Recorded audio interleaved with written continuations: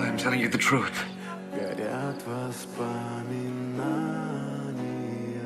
One of you is going to betray me. Ask him whom he is talking about. So that disciple moved closer to Jesus' side.